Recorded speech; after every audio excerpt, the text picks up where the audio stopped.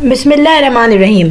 Fatima's cooking and life friends, आज हम याद करेंगे कौन सी एक्ट्रेस को जो थी सबकी फेवरेट और अपनी ब्लू आइज की वजह से वो थी सबकी पसंदीदा। जी, वो थी लॉलीवुड की मशहूर सेलिब्रिटी नीली। फ्रेंड, नीली ने किया बहुत सारी फिल्मों में काम और अचानक से हो गई वो गुमनाम। बट वो कहाँ गई किसी को नहीं पता, तो आज हम आपको बताएंगे। फ्रेंड, ये याद रखें कि नीली का बैकग्राउंड क्या था। नीली 1965 को हैदराबाद में पैदा हुई और वहीं उन्होंने स्कूलिंग भी की। अच्छा, यहाँ नीली का असल नाम क्या था ये शायद किसी को नहीं पता। नीली का असल नाम था नीलोफर। उनकी अम्मी ने उनका नाम नीलोफर रखा, जो कि बाद में फिल्म इंडस्ट्री में आने के बाद नीली हो गया। फ्रेंड्स, नीली की अम्मी ने की थी 2 शादियाँ और नीली अपने पहले अब्बू की बेटी थी।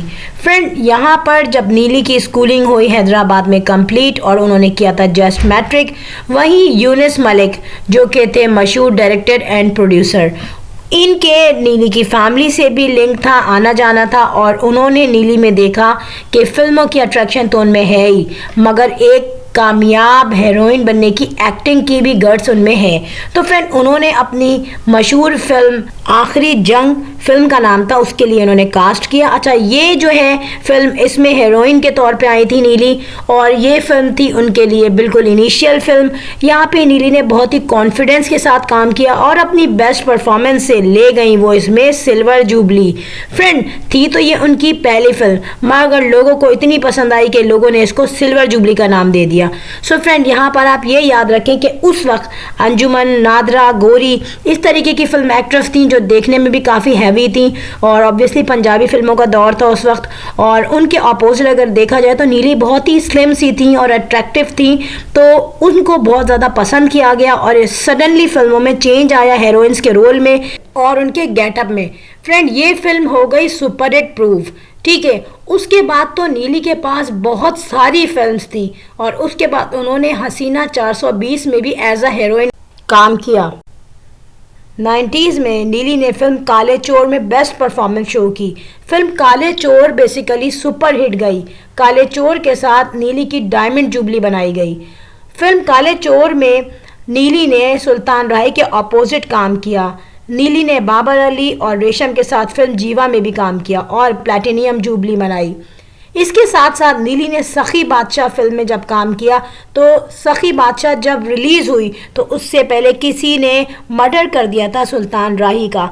उनके मर्डर के बाद सखी बादशाह रिलीज़ हुई। फ्रेंड, सखी बादशाह बेसिकली पूरी की पूरी बाबरी मस्जिद पे फोकस करके बनाई गई थी और उसकी स्टोरी भी काफ़ी स्ट्रॉन्ग थी और उस पर जो जिन लोगों ने काम किया था, जो एक्ट्रेस थे, उन्होंने भी बड़ी अच्छी परफॉर्मेंस दिखाई थी। तो टॉपिक भी बहुत सेंसिटिव था, एक्टिंग भी बड़ी अच्छी थी। नीली क्यों नहीं होती फिर सुपर हिट? और प्लस पॉइंट ये था कि मैडम नूरजहां की खूबसूरत आवाज़ के साथ ये फिल्म हो गई डबल पसंदीदा।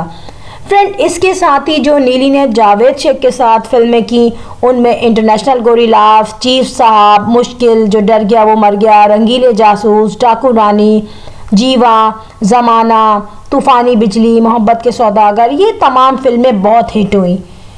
1990s में जब एक टाइम ऐसा आया जब पाकिस्तानी फिल्म का ग्राफ बिल्कुल गिर गया और टोटल नेगलेक्ट होने लगी पाकिस्तानी फिल्में, तो उस वक्त ये नीली के पास बहुत बड़ा शौक था और नीली के पास फिर कोई फिल्म नहीं थी और इन फ्यूचर भी नीली को नहीं लगता था कि उनको कोई फिल्म नज़र आएगी।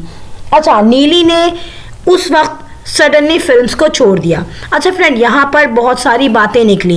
एक पॉइंट ये भी था कि लोगों ने ये कहा कि जावेद शेख की शादी हो चुकी थी नीली से। फ्रेंड, यहाँ पर जावेद शेख ने नो डाउट उनके स्कैंडल बने और उन्होंने बहुत सारी फिल्म्स की थी नीली के साथ, पिक्चर्स अलग से भी उनकी आती थी नीली के साथ। लोग यही समझते थे शायद ये शादी करेंगे नीली से, बट उस टाइम में जावेद शेख ने की शादी सलमा आगा से और नीली हो गई शॉक, क्योंकि नीली काफ़ी सीरियस थी जावेद शेख के साथ। यहाँ पर नीली हो गई गायब फिल्म इंडस्ट्री से। क्यों?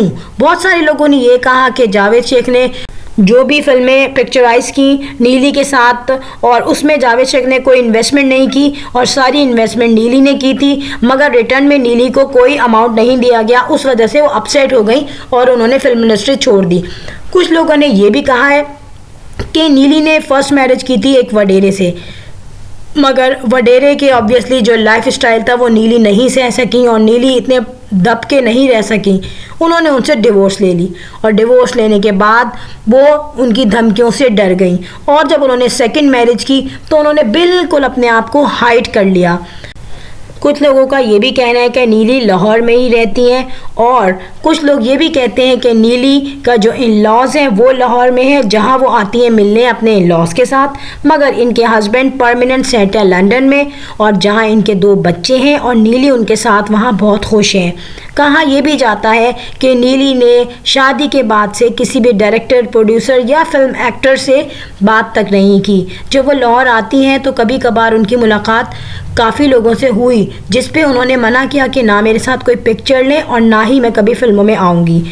फिल्म स्टार बहार ने उनको एक दफ़ा ऑफ़र की थी फिल्मों की, मगर नीली ने ये रिस्पॉन्स दिया कि मुझे अपनी फैमिली संभालनी है और मेरे बच्चों की अच्छी तरबियत हो जाए, मुझे इससे बड़ा और कोई रिजल्ट नहीं चाहिए अपनी ज़िंदगी में।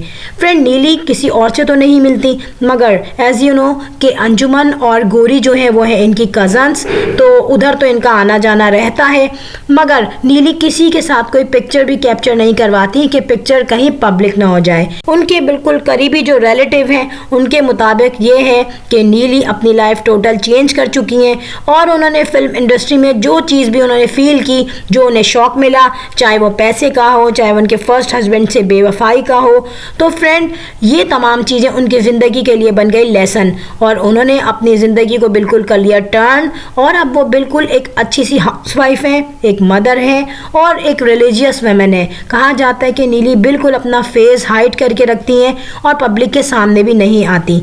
फिल्म इंडस्ट्री में कंपेयर किया जाता था रीमा को नीली से। नीली की टोटल ईस्टर्न ब्यूटी थी, जबकि रीमा की आप सबको पता है कंप्लीट वेस्टर्न ब्यूटी है। फ्रेंड, जितने अरसे भी नीली ने फिल्मों में काम किया उनकी किसी भी एक्ट्रेस से किसी भी किस्म की लड़ाई नहीं सुनी गई।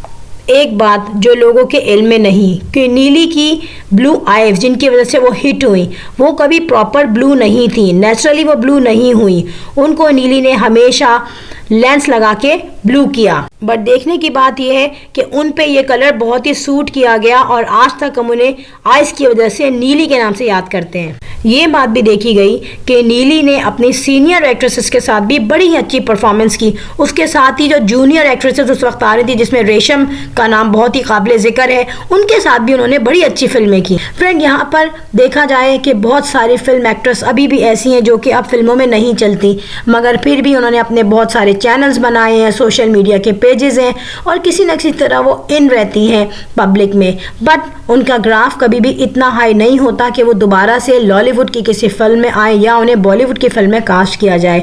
तो उन तमाम एक्ट्रेसेस से मच बेटर है नीली।